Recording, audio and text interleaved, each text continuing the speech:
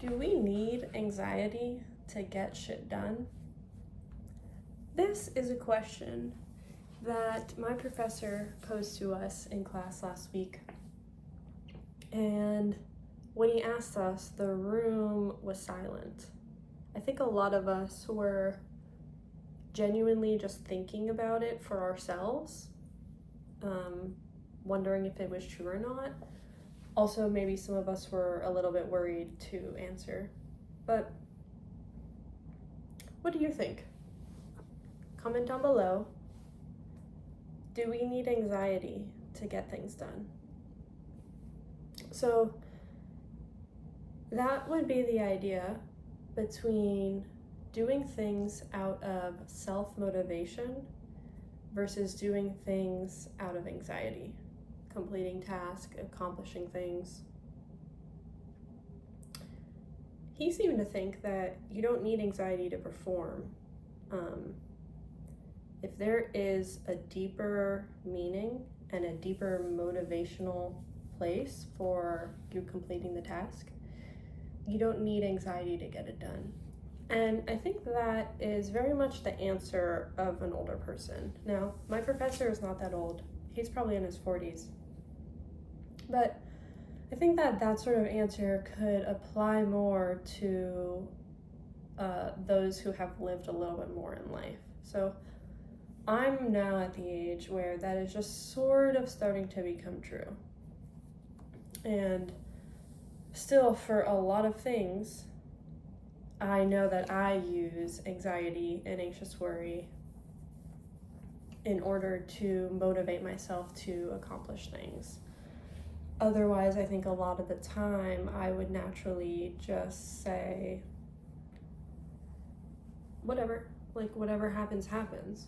But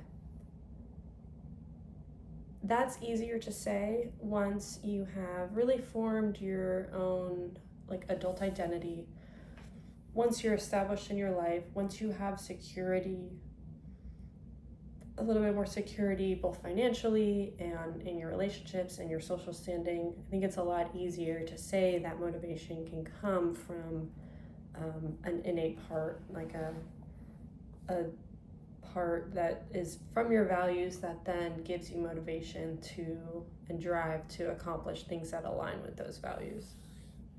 But when you're young, in your teens and your 20s, I don't think that people quite have that part of them established yet. I think that comes with life experience. And so if you are watching this video and you have an opinion on this, go ahead and comment your age and if you agree or disagree with the idea. Do you need anxiety to build a good life, accomplish your goals, and get stuff done in life, in this life that we have? So I want to talk a little bit about anxiety today while we're on the topic. Anxiety is a topic that I learned about this past week in my mental disorders class. I am a clinical mental health counseling student, and so we learned about anxiety disorders, also known as psychological worry or excessive worry. There are two pathways that cross-cut all anxiety disorders. The first pathway is that of fear, which is amygdala-centered. The second one is worry, which is cortico-centered. So we know that it's perfectly reasonable for anxiety to arise when attacked, yet there are times where it's maladaptive or excessive in the context that we're in. Of course, a good example of that is, if we're walking in the woods and there's like a bear or a threat, someone with a gun, that's the time for the fear response in our brain to turn up, because we could use the biological pathway that triggers. However, in our modern lives, this fear and this worry response comes at times when it's really not necessary. Like, let's say I'm waiting for a phone call from after an interview to see if I got the job that would give me, a great pay raise and a great schedule. And so this is something I really want. So I'm like really perseverating on it. I'm thinking about it a lot, and I'm really worrying about it. Like, is this going to work out? Is this going to be okay? And things like that. And so that's sort of what categorizes it. And also excessive. So again and again and again and again, you have these worried thoughts, you have these fearful thoughts in these contexts that are not appropriate. So I'll say a few more things about anxiety. Another example of anxiety disorders, or another factor of it rather, is a person overestimating the possibility that something bad is going to happen. So I'm sure most of the 24 people that will watch this video can relate. Like an example, a person is in their home and maybe they're hearing fireworks down the street, and if they're experiencing excessive worry or fear, they will repeatedly have the thought that these are gunshots happening out there and I'm not safe. I'm gonna be hit with a stray bullet. And so and not only that, but they'll have issues releasing that worry, releasing the attachment to that thought, that belief. It'll just kind of reoccur again and again. So something I was taught, which I think is interesting, is that about anxiety, is that there is a lot of overlap between anxiety and depression as far as symptoms and diagnosing, for myself as a future counseling clinician. In fact, back in the day, the DSM, which is the Diagnostic and Statistical Manual that's used by mental health professionals to diagnose, actually listed anxiety, generalized anxiety disorder, and had depression as a symptom. It didn't have its own disorder name yet. It was part of anxiety. So that's actually how much overlap this is. There is, and as a clinician, I'm being taught it can be a little bit difficult to distinguish what are symptoms of anxiety, a person's anxiety issues and depression issues, because there is so much overlap. So if you've ever experienced depression or anxiety before, do you agree with that? Do you think that there's overlap? Think about that. What else? Okay, I want to talk about the neurobiology for a moment. So again, neurobiology just means neuro and biology. So neuro meaning the brain, and biology meaning the biology. So it's basically the what's going on in the biological systems in the brain, what's going on biologically and chemically that manifest as these things of fear and worry. So the main thing to talk about when we're talking about fear is the amygdala. So the amygdala can be thought of as, if you're picturing the electrical, what's lighting up electrically in the brain during fear, you can picture it as a solar system. The amygdala is the center of the solar system. It's the sun. And there are different smaller parts of the brain, or bigger parts of the brain, that are around the amygdala that are also interacting with it for this mechanism in order for our bodies to feel fear. But the amygdala is the main part. The amygdala is the part of the brain that, when exposed to something, says, is this scary or is this awesome? So if something crazy is happening, maybe for some people it would be completely frightening, deathly frightening. But for some people, they're like, oh my God, I've never seen anything so impressive or amazing. And so that would be differences in the amygdala between different people. Another example of that could be the feeling of fear versus advantage. So if something crazy is happening, someone is facing a situation, the amygdala works with the prefrontal cortex in the front of the brain and decides, is this something that should elicit fear, or is this something that is an advantage that I should like approach? What else do I want to talk about? Worry, is the sister, it's the sibling of fear.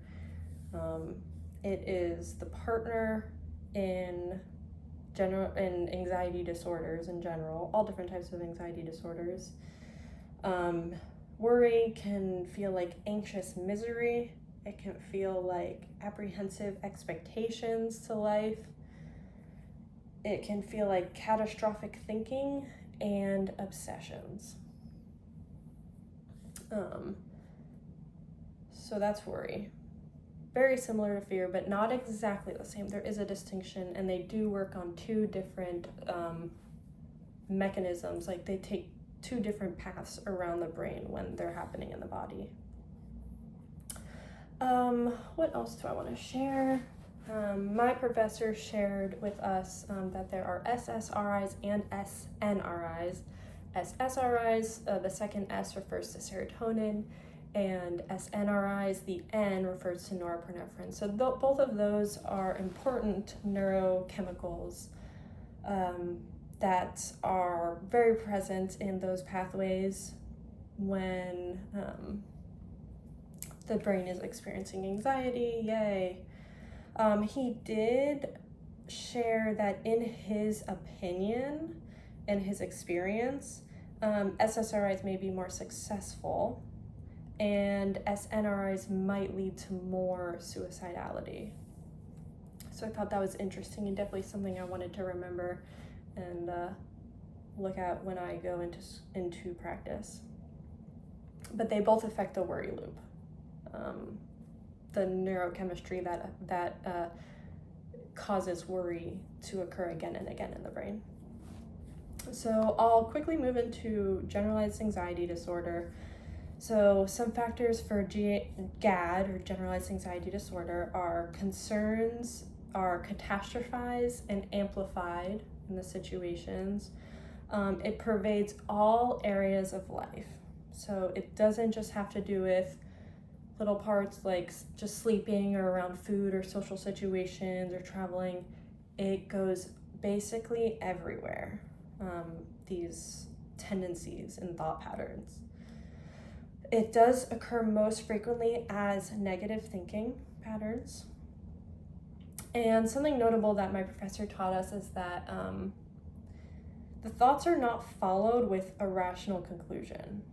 So if you've ever had, a negative thinking or anxious thinking about a situation in your life, if somebody asked you, like, how likely was that to occur? Or they asked you to, like, really envision it, like, panning out all the way, it was probably hard for your brain to, like, really go all the way and, like, give a conclusion to that situation or, like, that thought process. So that's another characteristic of this disorder. One of the most interesting things that he taught us was that the common onset is 31 to 39 years old, which that totally surprised me because most mental disorders start a little bit earlier than this, and I expected this to be an earlier one too, just because of who you see struggling with anxiety disorder. I'll share a couple more things.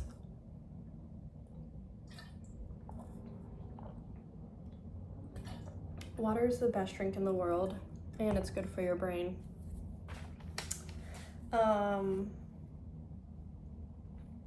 Something really, really important for generalized anxiety disorders and anxiety in general is this idea of a contrast avoidance model.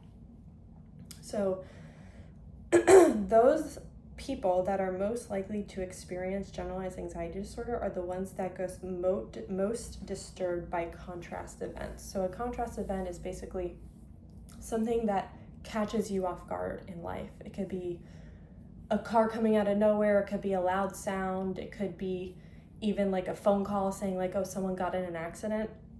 These people are really sensitive to these events, basically, like very emotionally sensitive, and it's hard for them to get through it.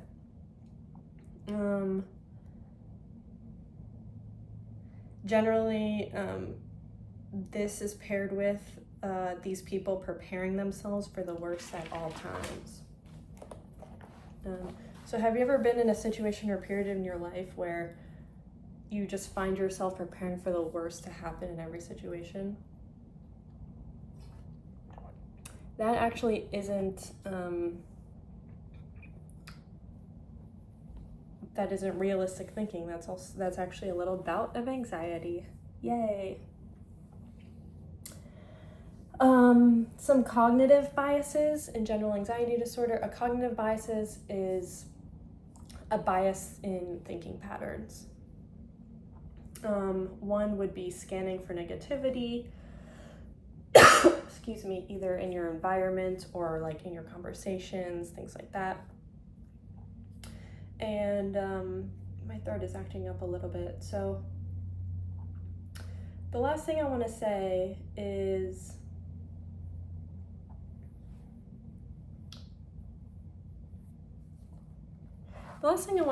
that anxiety is totally treatable. When working with clients or just helping people who are struggling with anxiety, whether you're a clinician or just a regular person, going over things, having the person distinguish between ambition, motivation to succeed, and emotional distress is pretty great. Because like I said in the beginning of this video, when I asked, like, do we need anxiety to get stuff done? I think that a lot of times people feel they need to hang on to their anxiety. I know I've felt like that in the past. I felt like my anxiety gives me an edge. I felt like it keeps me safe, and in some ways it does. However, being able to distinguish when these thoughts or when these tendencies of anxiety are helping us versus hurting us, and realizing that if we like maybe assess our values, we don't have to rely on anxiety as much, I think can be really helpful. Anyway, so I'll conclude this video here, and I hope that you enjoyed it. I hope that you found it interesting. I know I find anxiety super interesting, and I hope to work with people struggling with it in the future when I'm a practicing clinician. So if you liked this video, give it a thumbs up, and I hope to see you in the next video. Bye.